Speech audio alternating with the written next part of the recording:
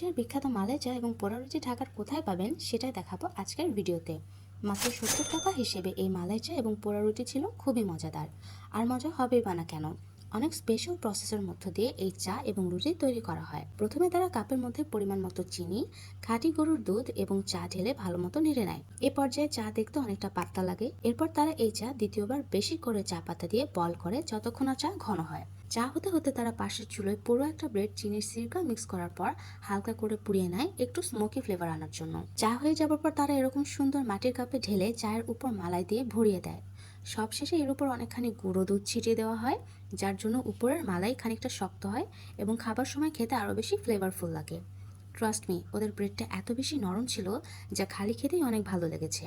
তবে অবশ্যই চায়ের সাথে মিশিয়ে খেলে রুটির স্বাদ আরো 10 গুণ বেড়ে যায়। 70 টাকা হিসেবে আমার কাছে এটা one of the best snacks মনে হয়েছে। আর আমি এই মালাইচা এবং পোড়া রুটির কম্বোকে 10 আউট অফ 10 দেব। এটার লোকেশন হচ্ছে মিরপুর 2 মন্দিরের উল্টো পাশে, আর দোকানের নাম হচ্ছে মুহূর্ত। আমি আরও বাজেট ফ্রেন্ডলি আর মজাদার খাবারের খোঁজ পেতে আমাদের পেজটি ফলো করে দিন। ধন্যবাদ।